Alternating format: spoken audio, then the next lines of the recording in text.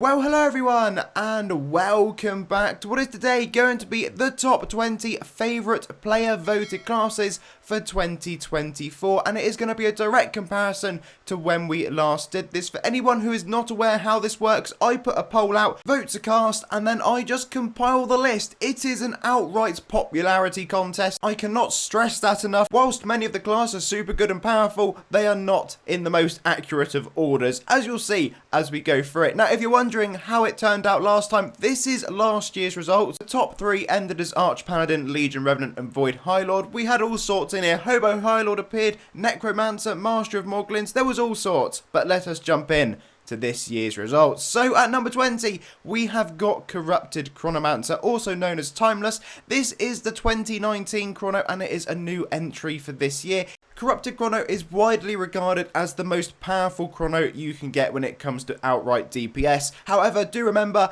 it is quite complicated to use. It's probably the most complicated one along with Shadow Stalker. You do also get these extra pieces to go with it in the form of Hourglass consumables, which provide various different effects. Okay, so number 19, Paladin Chronomancer. You can tell we're kicking off the list with a few Chronos, yet another new entry. This one is a mega support class, and it does some ridiculous heals. Now, maybe Flib wasn't the best boss to showcase its unbelievable heal cooldown time, but you can just spam out 3 repeatedly normally in Ultra Battles, and you can just keep on healing your team. Not to mention that when you hit a 4, you do an enormous heal type nuke, you also get loads of endurance, and yes, it does have a chrono nuke, although less powerful. So our next class, which is going to be coming in at number 18, is Necromancer. Necromancer is one of the best farming classes in game, easily a top 3, just absolutely shreds through your enemies. It does high DPS, it has mega low cooldowns, and it also applies a very helpful damage over time. It's very effective against low and high HP mobs, so it is one of those options that if you did want to spend a little bit of money, it's definitely worth picking up. But if you already have an endgame farming class, there's probably not much point. Okay, next up at number 17 and down 3 places is Legion Doomknight. Legion Doomknight is only available on Dage's birthday. You can get it for 2,000 Legion tokens from the merge shop, or 2,000 adventure coins depending on which way you'd like to go. Legion Doomknight is still a decent class. I'm not too sure when I'd actually be getting it out of my bank though, to be honest. It kind of just lives in there permanently nowadays. It's a more than viable option for some ultras in game. It also has quite a nice lifesteal type skill, a slightly different way to heal to the usual mechanics that we're used to. Now it is time to change our attention to what is coming in at number 16, and that is going to be Abyssal Angel, down 1 place. This one is a multi-hitting farming class, and again, if you want to get it, you can only get the shadowed version, which comes out on Black Friday. To be honest, this class isn't really my cup of tea, and I just have it for collection purposes, but clearly it is a popular little class. Okay, next up, we're moving on to our first class that should be far higher up this list. It is Continuum Chronomancer at number 15, aka Quantum. One of the strongest supporters in game that you can take along to pretty much any battle, and it is like a luxury having it in the team. It will speed up the fight considerably because not only does it support, it can also take on that DPS role within the team. On a side note, away from group battles, it's also not too bad as a solo option. It does plenty high enough damage to keep you going, and as long as you have a way to restore your health, you'll be absolutely fine. Next up at number 14 and down 3 places is going to be Archfiend. Archfiend is another one of those classes that is a farmer, and it is a pretty good one at that. This one used to be member, but it's now mergeable from Turk. The advantages are that it's high DPS and it also has super low cooldowns on its skills. However, the downside to this one is it is just a 2-hitting farming class, which rather inevitably means when we compare it to any of the other late game farmers, it is not going to come off quite as well. Now, next up, we're moving on and back to Chronos, and Joe King is going to feature for this because at number 13 is Shadow Stalker of Time and all its other variants that are available. It is down 5 places, clearly lacking in popularity compared to previous years. Now, quite clearly, because we're using Joe King, a level 18 account, the damage you're seeing is not very representative of a higher level account. The things to remember with Shadow Stalker are that it is one of the more complicated chronos to use, and you do really need to know your combo if you want to use it correctly. The chrono nuke is slightly different as well with this, in the sense that instead of using crit damage that we're used to, it instead uses a whack of damage over time. Next up at number 12, and another one I was really hoping was going to be higher up, is Verus Doomknight. So this one is a new entry, of course. If you are sat here watching thinking to yourself, I just can't be bothered to farm Void High Lord, then Verus Doomknight is a great option for you. The damage is pretty much identical, to be honest, and it is quite fun to use something a little bit different. Then you can boost your damage even further with this class by unleashing Doom, which is that black smoke you can see around me, and as you can see, the numbers go even higher, and with the correct forge enhancements, you'll be doing lovely, lovely damage. Next up at number 11 and down 4 places is going to be Lightcaster. If you haven't got Lightcaster, you can get it from the Celestial Realm, and as you can see, it is yet another support type class. The places this one's most commonly used in, you'll often see it in Ultra Dark on. It does have a super strong heal with it, as well as all the other effects that come with the class. The thing to remember though with this one, realistically, if you're not in a group, you're probably not going to be using Lightcaster because you'll just stick something else on for whatever activity you'll be doing in game. So considering it is a pay to win one, it's just worth remembering that there's other options out there for you. At number 10 and down 4 places, sadly, is one of my all-time favourite classes, Stone Crusher. This used to be the thing I used for everything in game once upon a moon. However, nowadays it is firmly just sat within that support role. The main perk to Stone Crusher is it will sort out your team's mana, so if you're all in a battle struggling for mana, stick on a Stone Crusher and surprise surprise, suddenly you won't be struggling anymore.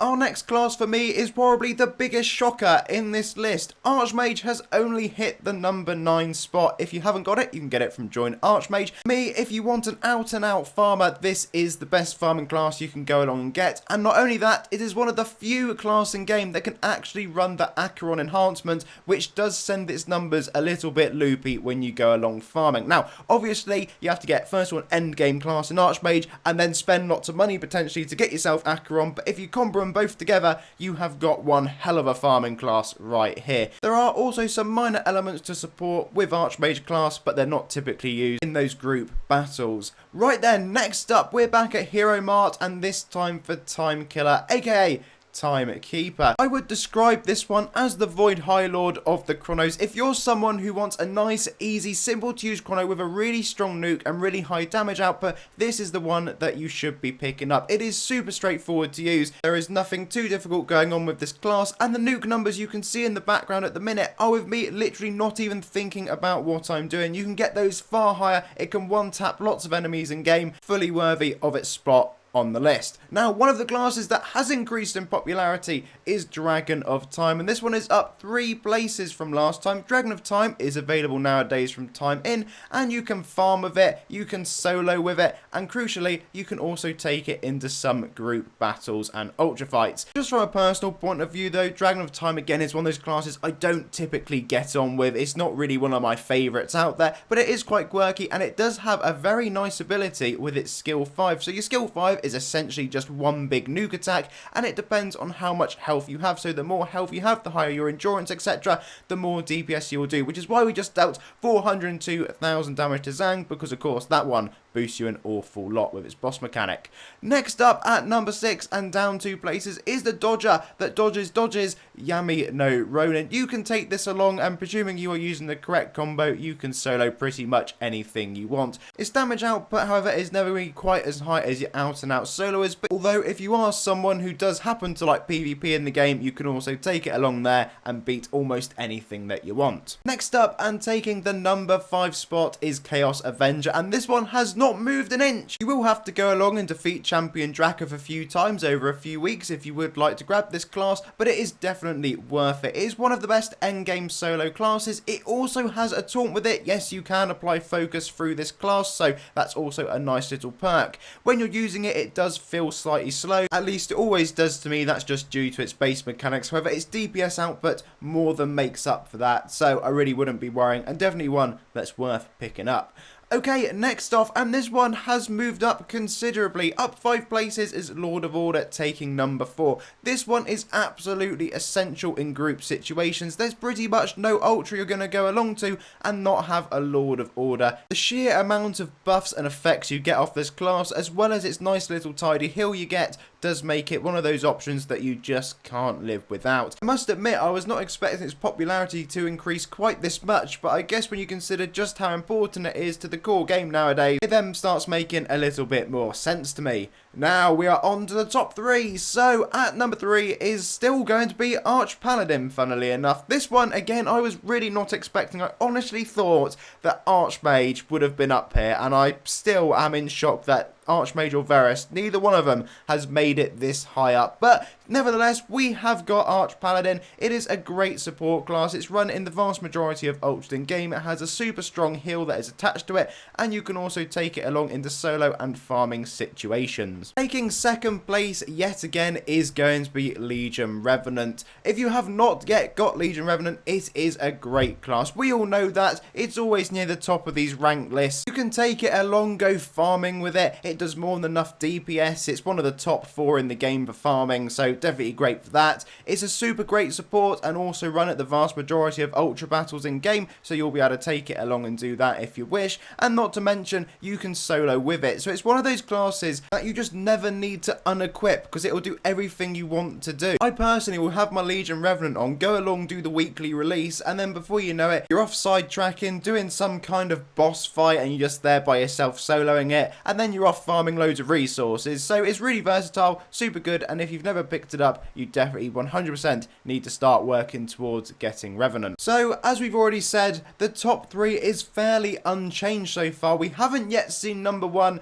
but I'm presuming that most people have probably figured out what everyone has voted for yet again, and of course that is going to be the Void High Lord. I really did think Verus was going to give this one a run for its money. It didn't quite in the end. Maybe next year, maybe I just ban Legion Revenant and Void High Lord, but look, it's here. It's a great class. It does require a fair few regions and a bit of work to go along and get it, but once you've got it, you have one of those classes you can farm with, you can solo pretty much anything you want, and it just does a heck ton of damage, so it really is a great class. Well folks, there we go. That is the end of the list for this year. We will do it again next year, and hopefully we can have a change up. We've got to remember that 20 extra votes did go to Blood Titan from Falcor, but this is how the results ended in the end. Plenty of movement in the grid, lots of new entries. We'll have a look in just a second at which ones are no longer featuring that were here last time out, but have sadly not managed to keep their places. To be honest, the main positive to come out of this was the fact that I didn't need to recreate the podium image because all 3 classes stayed exactly the same, keeping their top 3 spots.